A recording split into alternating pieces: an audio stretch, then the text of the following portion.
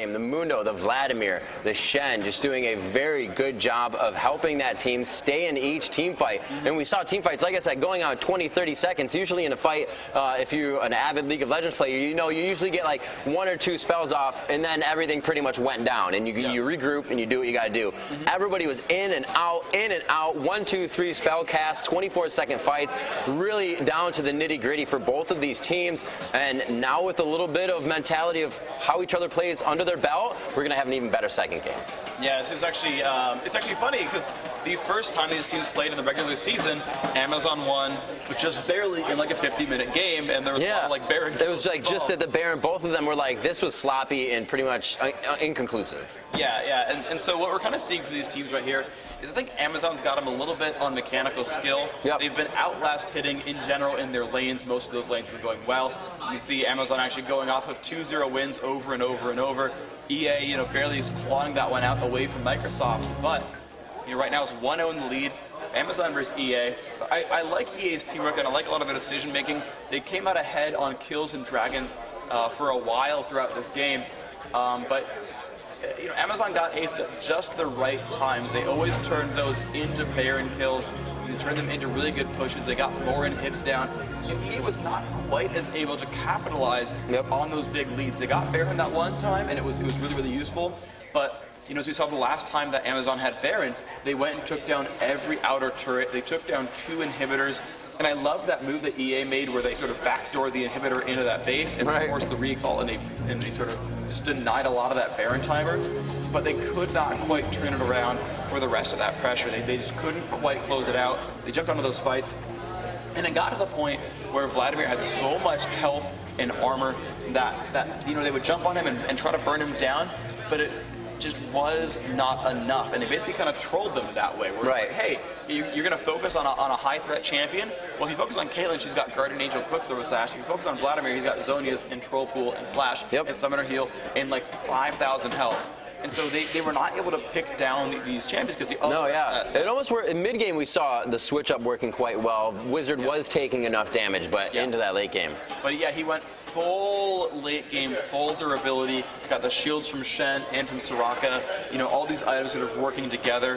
And then he was not burstable anywhere. They couldn't quite do enough damage. And even though Caitlyn went for a fairly defensive build, her late game is not quite as good as Graves. The damage output's not quite the same there. You pick her to be a bully, and for the long range for the safety, you pick Graves for the damage. And even though she spent 2 full item slots on late game durability items, because she would never die, because she just went full, just I can poke you and poke you and poke you, I'm not getting pushed away. She was able to burn down these targets, and ultimately the front line for EA was just not strong enough to withstand all that damage. And as you said, the Amazon mechanics, Caitlyn, a huge player in positioning and her mechanics and how you're playing her, especially if there's a bush near you. The headshot effect of her passive coming up a lot more. It's going to do more damage on that 7th shot, but it'll come up faster in a bush. And we saw her, as you said, kiting around that last fight. Very big play for her entire team, staying alive. But also, when you're staying alive, you're taking that champion out of the fight. So her team didn't have to worry about that champion, and she was doing her job of just kiting and doing damage. So the mechanics all around for Amazon looking really good. We'll have to see if EA can kind of bolster back up here, kind of pull some momentum out of that. Think of what they may have done wrong. As we said, it's really one of those games that was back and forth the entire time. So it's still anybody's match. We could and we want to bring it into that game 3, but we will have a game 2 of this best of 3 between EA and Amazon in just a few minutes. Yeah, so we'll see what these guys can do right here. We do have the EA guys in the game right now, the Amazon ones. They said coming in very, very soon. I want that race car. Dude, that race car is sweet. I want one too. I don't think they're street legal though. No. Probably not, although, it'd be fun to just kind of have one. Where would you park it? There's no parking in LA either. I'd ask for Uncle Riot to make a track. That would be awesome. We'll can see. we have that? Can we just have that happen, please? I would love for there to be a go-kart track, 2nd floor next to the bathroom. Yeah, dude, let's do it. But no, not go-kart track. I want a full racetrack. I want acres of land to be scoped out for us, You would. Or we move to the Monterey area. We have Laguna Seca in our background, but still how cool would that be to work at a place where you've got IndyCar practice on lunch. Yeah, you've got Formula 1 cars just chilling there. You've got all that kind of stuff. I mean, actually here in the Red Bull offices, they've actually got giant ramps and stuff like over there that way, and they told us you can't climb on them. They're no, and everyone wanted to. Apparently, it's from an event, and it was built in here. Oh, cool. So actually, they said, no, don't get rid of it. Put it in here. And it's gigantic. Nice, so nice. It's really cool. These are actually really, really sweet offices. It's props to Red Bull for having a really sick workspace. Rivals the Riot office in coolness. Oh, yeah. Yeah, it definitely does. It's very open. It's very cool. You can definitely communicate with everybody around the office. And that's one thing that happens a lot at Riot, even Nerf gun wars, which I believe you were in, like, World War IV or something yesterday. Actually, I know, because I was out in meetings all of Friday. But I come back from like the 7th hour of meetings or whatever, and I open up an email, and there's just like email, from community team to IT saying this isn't over. We remember. And so I missed it though. I actually was not involved in the Nerf war.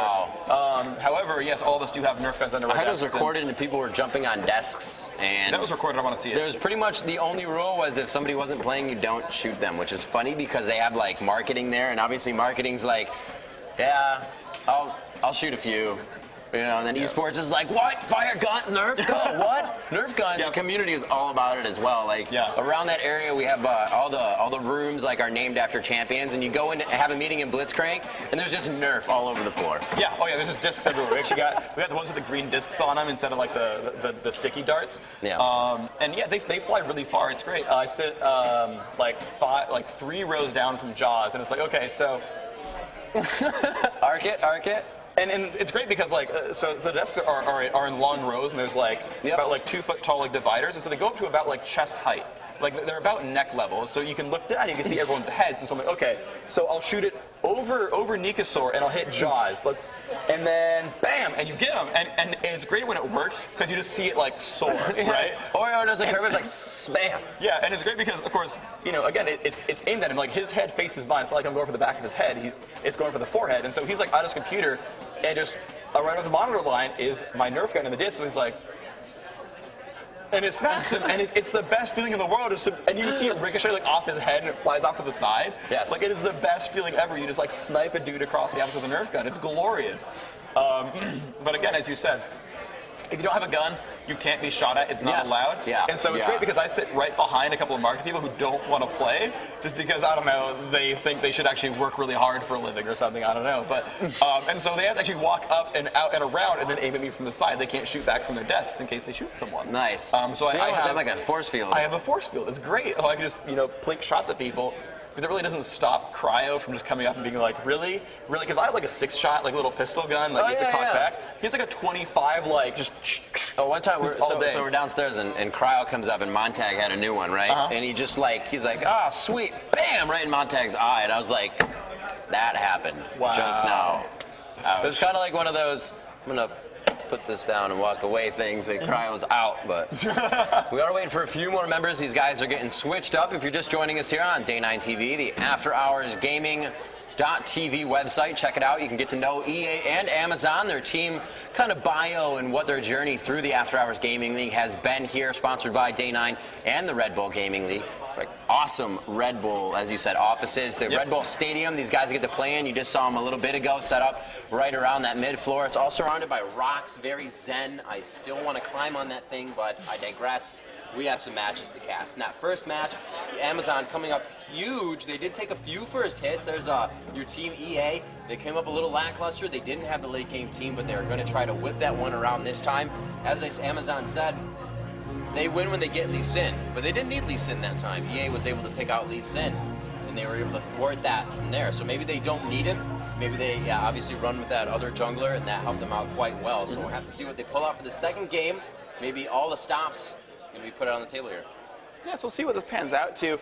So EA actually getting first pick, first ban in this game, but I believe they requested to play on the purple team. So they're going to be doing the picks throughout the draft process. You're going to see a Q dodge and a rehost into a blind pick. So FYI, guys, it's not technical difficulties. They're getting their picks and their team profiles at different sort of locations here. You see a couple of player profiles up on those screens. I figure you guys can read them yourselves. I don't need to read aloud to you. You're all adults, and it's not bedtime just yet, so I will not read you to sleep. But so what are your predictions here? I mean, you saw a very, very close game. Amazon did take game one in very, very close fashion. But what do you think EA can pull out here, or do you think Amazon's going to close it out? I think EA is going to be able to do well. They only faltered a little bit, and even the last time they said they meet, it felt inconclusive. And it still kind of has that same effect where that game went back and forth. I actually think that EA could have done a little bit more damage on that back door. They only saw the presence of Caitlyn there at the time, so they could have actually went for that second Nexus turret and made it a little bit harder for that initial and last push from Amazon.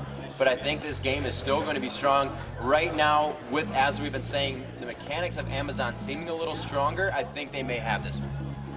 All right, fair enough. And I'm just going to go with the opposite. Oh, yeah. I like it. Yes. All right. Need a little bit. And full stop. Just everything you said, good. Put a not in front of it. Not. I like. No. Yes. Just all of them. I don't care if it makes no grammatical sense at all. That's my prediction. We see Nerevar there, one of these supports as well. Zero, the jungle for Team EA, playing actually a very good Lee Sin last game. Yeah, did very, very well, but seemed to always be the first one focused. Yeah. And he actually managed to melt in those fights too. There's the one with the amazing Graves cutting where he kept shielding, and it was glorious. He had the bonus armor and the bonus shields from Safeguard Iron Will. But in the rest of the fights, he would go in as the initiator, which is I think what he wants to be doing there. They don't have a lot of heavy melee. Otherwise, it's just kind of him and Urgot are the only kind of tanky guys there. But that was kind of it. He just kind of ended up melting in those fights. But guys, we are in the Champion Select. EA on the blue team have first pick and first ban right now. They're just getting their champions picked out there, and we have the same bans as before. Mordekaiser and Jarvan IV, repeat bans here. Rise again, banned out by EA. They are banning these tanky mid-mage guys they do not want to deal with. Amazon banning out Jarvan IV, jungler or solo top. Karthus, probably the highest damage mage in the game, and their nice move by EA, switching their ban to Vladimir. So they want to ban out that mid-champion that crushed them last game. Rush Wizard really got himself far ahead in those games, so we're going to get rid of that option and see what else he has in store. I'm going to laugh when he goes Galio, which is basically Vladimir. We'll see if that happens. Right, yeah. There's a lot of similar tools there, and the ban is going to be Kog'Maw, so Amazon saying, we didn't care about any of those champions you picked last time, that's fine, go for it. Messiah 14, EA going to grab themselves a Soraka. And that was actually what Amazon grabbed right away last time, so they are really liking this champion here.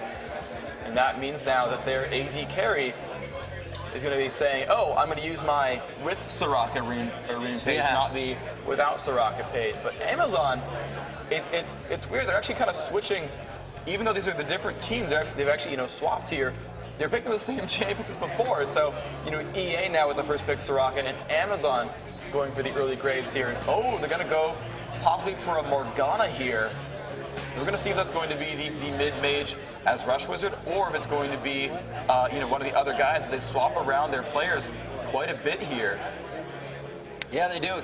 Pretty unconventional. They like to run core space in mid on support as well. Ska is going to kind of be your definitive AD for the team. Rush Wizard, also top or mid. So, and what you see usually definitive roles being played by people, these guys like to switch it up, which almost gives them a bigger champion pool to mess with, because you have different players for different champions for each lane. They can do better in other lanes. If you're going to be top, you usually want somebody tanky. You're farther away from your turret. If you want somebody mid, you're going to have that AP caster. But we did see Vlad as well. Vlad can go top, so they can really switch this up right now. We do see that Lee Sin being picked out again. Zero obviously stating that he likes those initiator champions out of the jungle, and Lee Sin has that great presence coming out of the jungle with red buff, able to slow Tempest on a second slow, and just continue to use that kit of abilities to knock down his opponents. We also have that Graves and Morgana pick we saw. Two pretty safe picks.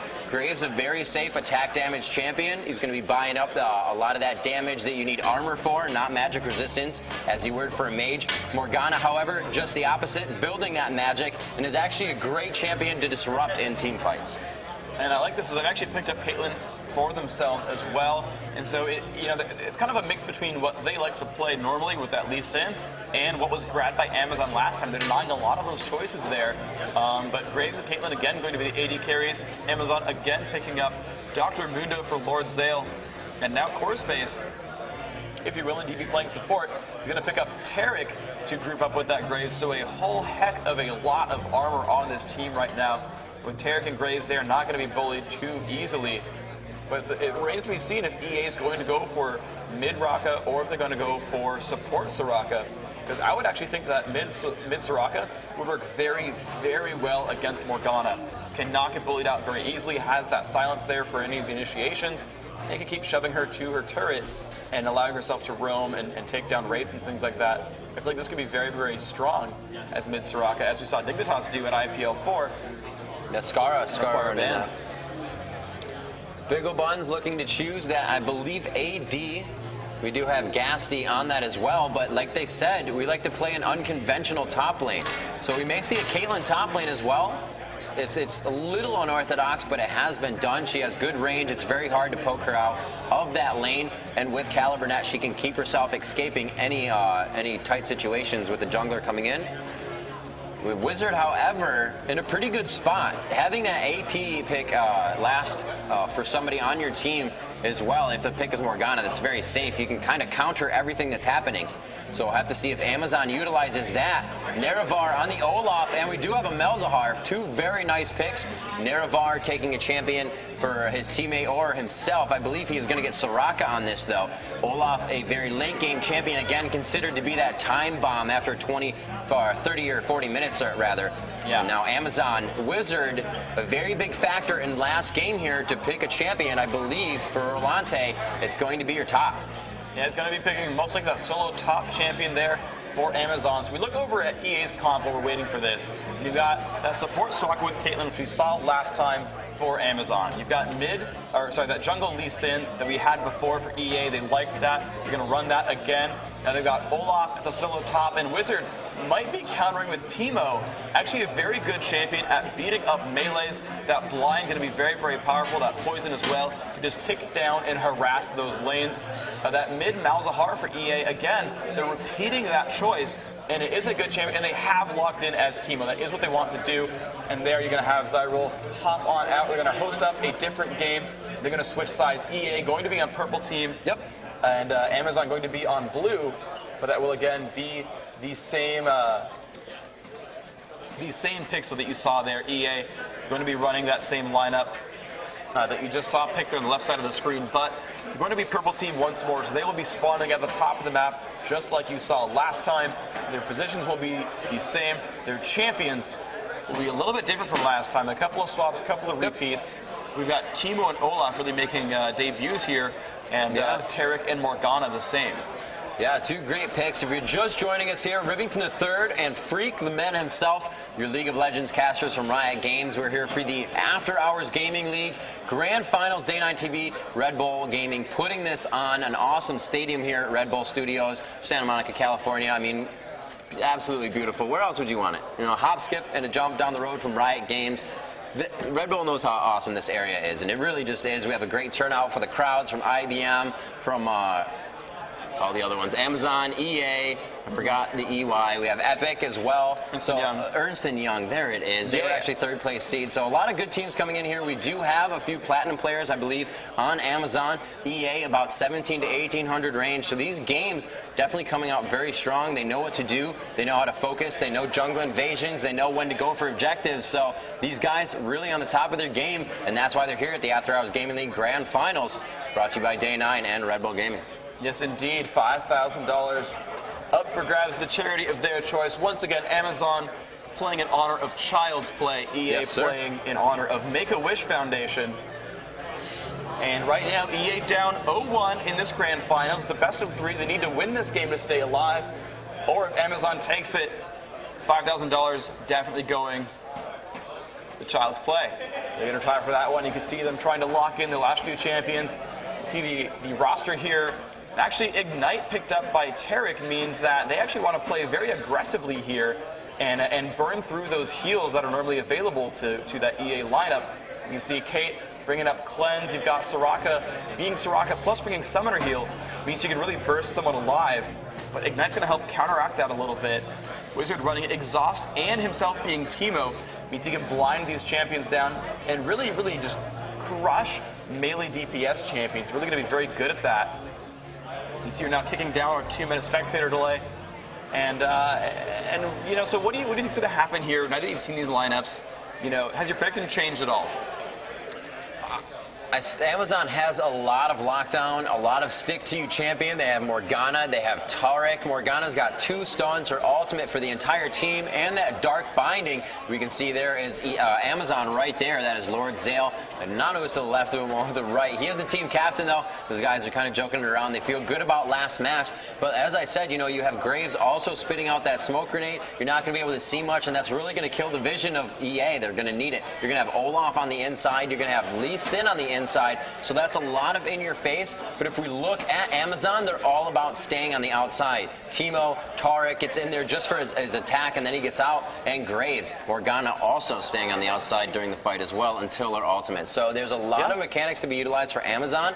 It's going to have to be fast shutdown for EA. They do have that Malzahar still, which was pretty effective for them, but it didn't really carry into late game. So we'll have to see if they can kind of pull that one back around and utilize him a little bit more early. Yeah, the thing I want to point out about the Amazon lineup a little bit, actually both these lineups really, is there's not a lot of incredibly strong initiation, but Amazon's is a bit stronger. So the only way that Amazon can really initiate here is they can try to land like a Mundo Cleaver and slow, but that's not all that strong if you're defending under a turret. But they've got that Tarek stun, 625 range. That means that they're within auto attack range if they want to land that stun, but they can pin someone down. Their really big tool here is going to be Morgana's Dark Binding. It's a long-range spell. At max range, it's a 3-second long route, but they need amazing coordination to make that work. When they land that Dark Binding, they need to all go in. They need to follow up with that Tarek stun. They need to follow up with the burst damage. They've got Graves in there who can spit out a lot of damage. Teemo can start putting in the DPS. But they are a little bit low on crowd control. They've got basically a single target, and then they have the Morgana ultimate if it works out. So they land the Dark Binding, and they can go for it, but they've got to commit hard. They can poke okay, that's fine, but generally, if they want to actually go in, they've got to go in on one spell, and they've only got that one. They don't have, you know, something like Galio or an Alistair who can really, like, you know, show that he's going in. Crowd control, a lot of people make that happen. They've got to go in on one spell on one target and hope it was enough. Now, the thing with EA, though, is they don't even have that. They're a lot lighter here. They've got, you know, they got some Caitlyn pokes, they've got Lee Sin Qs, but unless you're really going to rely on Malzahar ultimate to start you a fight, they do not have any other hard crowd control at all on that team. It's going to be very hard for EA to pick fights, and it'll be very easy for Amazon to kind of sit back and poke, and it'll be easier for them to actually go in on those battles. Something that's going to work to EA's advantage is they do kind of have a lot of front-end burst. Olaf coming into the fight, Lee Sin coming into the fight. You'll have good damage mitigation there as well. Olaf's ultimate, Lee Sin's safeguard. So that initial damage is going to be very strong. And they kind of have the sustain. They have a few melees they're going to have to be in there. So a Frozen Heart on Amazon is going to be huge this game if they're able to facilitate that. And we're jumping into game here. We're going to have to see if you would like to see Amazon take this 2 straight games. Let me hear you in the crowd.